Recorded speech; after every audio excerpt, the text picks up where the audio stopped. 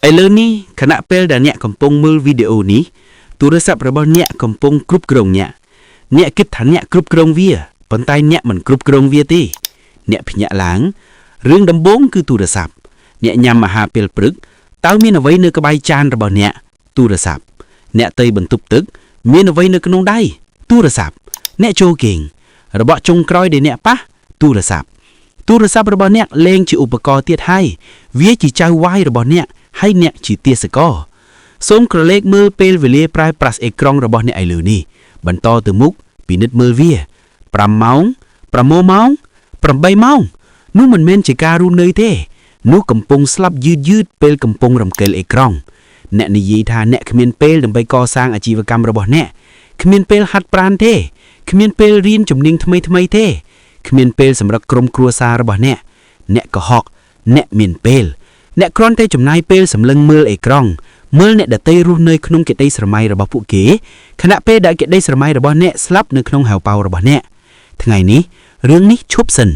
ทั้งไงนี้เข้มนึงบึงหางเนี่ยปีระเบียบยอกชีวิตระบบเนี่ยเช่นปีเอกกรองโตยหนูสมัยเข้มปรับเนี่ยปีเรื่องมวยได้หนึ่งทั่วไอเนี่ยมันสรวลตัวรัศประบเนี่ยเทรบันราชนาลางดำใบทั่วไอเนี่ยยินมนุษย์ฉลาดบ่มพดในเรือพิภพโลกวิศวกรโมปิสแตนฟอร์ด MIT สกอลวิทยาลัยเราบ่มพดพวกเขามันเปล่าบัญญาดำใบเชียบาจุ่มงี้เต้พวกเขาปราวีดำใบทั่วไอเนี่ยรำเกิลกันตะจรานกรรมวิธีนิมุยในเรือตัวรัศประบเนี่ยเทรบันราชนาลางเมนโกลไดตายมวยทั่วไอเนี่ยบรรทอเมื่อไอกรองไอบ้านยูตามเดไอทั่วเตยบ้านกาจูนดำเนินปัวกระหอมนุเทรบันราชนาลายนำใบจุ่มริงขั้วกบ้าระบเนี่ยโดยชื่อมาซินสล็อตจังกาจะสวยประวัติในเรือวิดีโอนุเทรบันราชนาลายนำใบกลมอ้อยเนี่ยฉบเมื่อการรำเกิลขมิ้นแดนกำนัดนุเทรบันราชนาลายนำใบกลมอ้อยเนี่ยจีนเดือตีบรรจับพวกเกศึกษาขั้วกบ้าระบเนี่ยพวกเกดังปีจำนวนเศร้าระบเนี่ยพวกเกแกงประโยชน์เวียเจ้าเนี่ยวิ่งเนี่ยเก็ตทันเนี่ยกรอนแต่ปีนิดเมื่ออย่างเลื่อนเขียมหนึ่งปีนิดเมื่อระยะเปปรัมนิตีปีมองกรอยมอกเนี่ยในแต่กำปงรำเกลชกกล้ามกำปงเมื่อวิดีโอระบบมนุษย์ใดเนี่ยมันสกอลการอ่านกำหนดระบบมนุษย์ใดมันสำคัญการเปรียบเทียบชีวิตระบบเนี่ยเติมนึงชีวิตคล้ายในเรืออินสตาแกรมให้เอาไว้เดอะกระบำพัดนุคือเอาไว้เนี่ยดึงเรื่องนี้ให้เนี่ยดึงฐานเนี่ยกำปงแช่ชวนเปลเวลี่บนใต้เนี่ยเนื้อตายเหมือนอาชุบบานแฮดเอาไว้พี่พรุ่นเนี่ยเงียนโดยจีเนี่ยเงียนทนำจันบนใต้จำนูเอาแต่มาโจลจะเนี่ยมีสมาร์ทโฟนมวยมนุษย์มาชมปักตัวรศัพท์ระบบคล้วนปีปวนประมวยรอยดอกประปีดองขนมมวยทั้งไงปีเน็ตเวียไข่ส่วนประมวยดองขนมมวยทั้งไงเนี่ยจำนายเปลจมวยตัวรศัพท์ระบบเนี่ยชราญจึงเป็นเนี่ยจำนายจมวยกรมครัวซาจำนายเปลเลอบันไดสังคมชราญจึงการก่อสร้างอนาคตระบบเนี่ยให้บรรทอบมกเนี่ยชงอลท่าเฮดเอาไว้บ้านจีเนี่ยมันโจกใจเขียมหนึ่งปรับเนี่ยปีมูลเหตุปีปรุมนุษย์โจกใจกรุบกรองตัวรศัพท์ระบบผู้เก้เนี่ยอนุญาตเอาตัวรศัพท์ระบบเนี่ยกรุบกรองเนี่ยเมเรียนตีมุยโยลดังอัมพีเอาไว้แต่เนี่ยกำปงบัดบังนี่คือชีเอาไว้แต่เนี่ยเธอโยลดังมุนเกเรียงรอนิตีในเลือตัวรศัพท์ระบบเนี่ยคือชีนิตีแต่เนี่ยเหมือนบานรูเนเต้สดับเตยโดยจีเรื่องดอกรุษณะเมนเต้เวียมันเมนเต้เวียจีเรื่องปึ๊ดเนเบได้คิงจับดามอาลีบาบาสมาร์ทโฟนเหมือนตอนเมียนเต้เนี่ยดังถ่ายยังเถื่อเอาไว้เต้ยังมันเถื่อก้ายังหนีอีขเนียยังพดาวอารมณ์ไอ้แล้วนี่เคียงเคยมาดูนึกน้องประจงกำปงปีนิดเมื่อตัวรศัพท์ระบบพวกเก้มนุษย์เนื้อเปยยำอาหารเปปรึกจิมวยกรมครัวสากำปงบักเมลอินสตาแกรมมนุษย์เนื้อกันไล่ฮัดบรานทอดเซลฟี่จำนวนไอกาฮัดบรานมนุษย์กรุ๊ปนี้เมนวัตเมียนเพลกายเป็นตายอาวัตเมียนเพลจัดเรียงกายระบาดเนเนื้อตีนี่จัดระบาดเนเนื้อกันทงตัวรศัพท์อนุญาตไอเขียมสู้ในไอมาดองเนื้อเปเลยเนมีนอายุ80 ชนอังกุยเลือกเกี่ยวไอระบาดเนกระเล็กมือตัวเว้นเนื้อชีวิตระบาดเนตอนนี้หนังคิดท่าเขียมริรีน่าได้เขียมบานจำนายเปดับพัมชนำในโครงการรำเกลเมื่อติ๊กตอกเทแน่หนังคิดท่าชีวิตระบาดยงเตยนาให้ปีพระนุ่งห้อยคือชีเอาไว้ได้กำปงกาดลายชีวิตระบาดเนี่ยกำปงจับตามไปมุกรอลเมา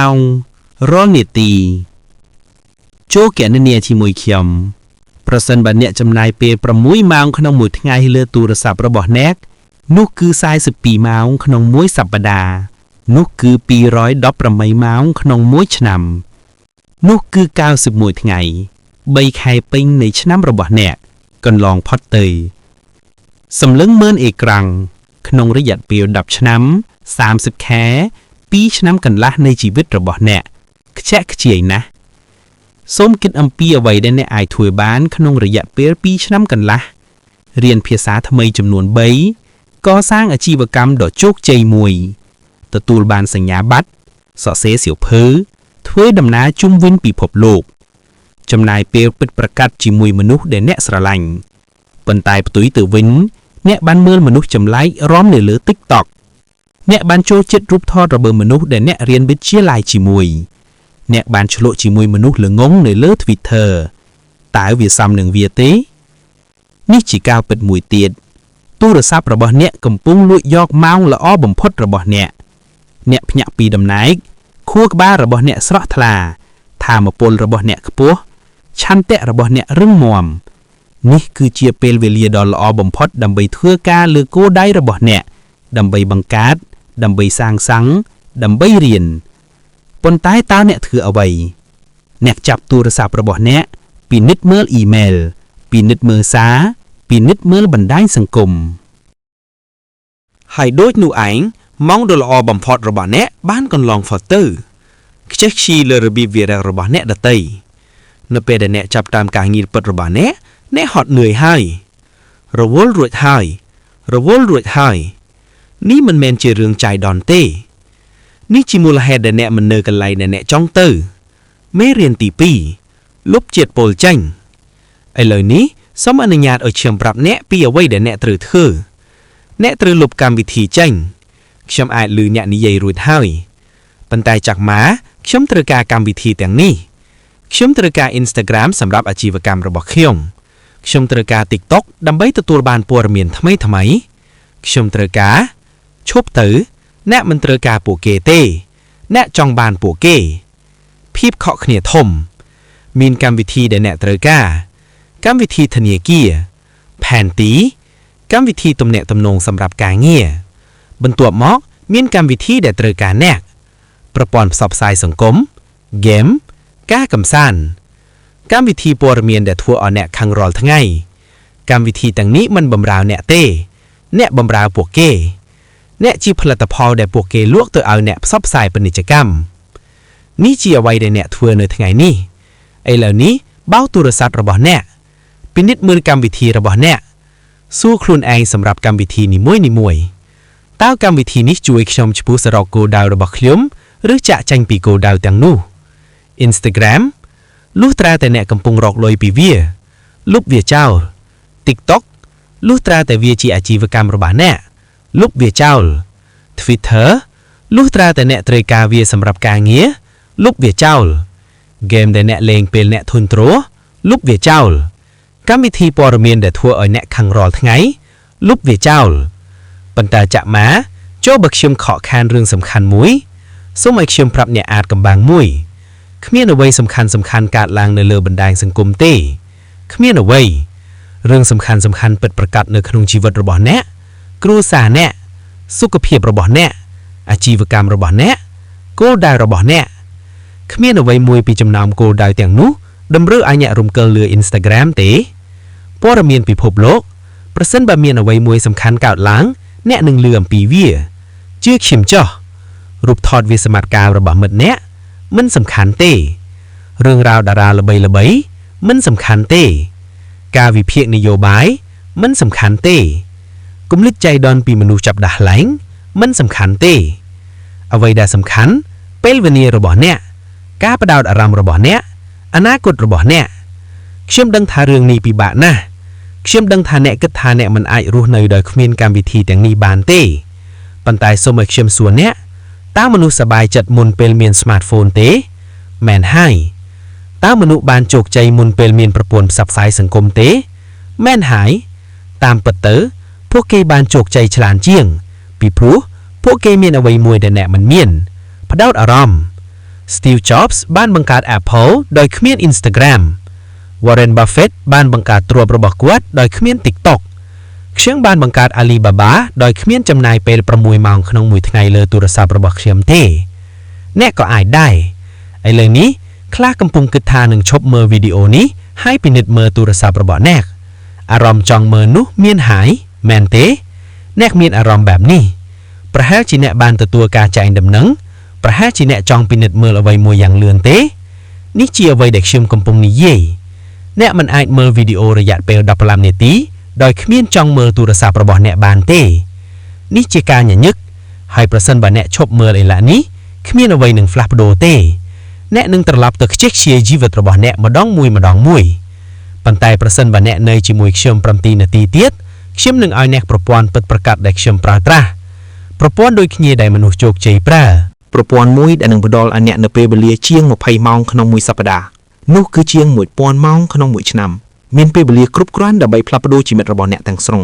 ដូច្នេះចូលធ្វើការជ្រើសរើសឥឡូវនេះផ្ដោតអារម្មណ៍អនាគតរបស់អ្នកកំពុងមើលអ្នកមេរៀនទី3បង្កើតច្បាប់ថ្មីការលុបកម្មវិធីគឺជាជំហានទី1ប៉ុន្តែវាមិនគ្រប់គ្រាន់ទេអ្នកត្រូវការច្បាប់ព្រំដែនប្រព័ន្ធពីព្រោះទូរស័ព្ទរបស់អ្នកនឹងព្យាយាមទាញអ្នកត្រឡប់មកវិញជានិច្ចហើយប្រសិនបើអ្នកមិនមានច្បាប់ទេអ្នកនឹងចាញ់ខាងក្រោមនេះជាច្បាប់ដែលខ្ញុំអនុវត្តតាមអ្នកក៏គួរតែអនុវត្តតាមវាដែរច្បាប់ទី1កុំប្រើទូរស័ព្ទរយៈពេល1ម៉ោងដំបូងបន្ទាប់ពីភ្ញាក់ពីគេងនេះជាច្បាប់សំខាន់បំផុតពេលអ្នកភ្ញាក់ពីគេងចិត្តរបស់អ្នកនឹងស្ងប់នេះជាពេលវេលារបស់អ្នកកុំឲ្យទូរស័ព្ទរបស់អ្នកកុំពិនិត្យអ៊ីមែលកុំពិនិត្យសារកុំពិនិត្យព័ត៌មានកុំពិនិត្យអ្វីទាំងអស់ផ្ទុយទៅវិញចូលប្រើប្រាស់ម៉ោងនេះសម្រាប់ខ្លួនឯងហាត់ប្រាណសមាធិរៀបចំផែនការថ្ងៃរបស់អ្នកញ៉ាំអាហារពេលព្រឹកជាមួយក្រុមគ្រួសាររបស់អ្នកអានសៀវភៅពិតប្រាកដមួយធ្វើអ្វីមួយដែលជំរុញអ្នកទៅមុខមិនមែនជាអ្វីដែលទាញអ្នកចូលទៅក្នុងភាពវឹកវររបស់អ្នកដទៃទេច្បាប់ទី2កុំប្រើទូរស័ព្ទក្នុងពេលញ៉ាំអាហារពេលអ្នកញ៉ាំអាហារចូលញ៉ាំពេលអ្នកនៅជាមួយមនុស្សចូលនៅជាមួយមនុស្សកុំនៅជាមួយរាងកាយហើយគិតតែពីរឿងអ្វីមួយនេះបង្ហាញពីការគោរពចំពោះអាហារ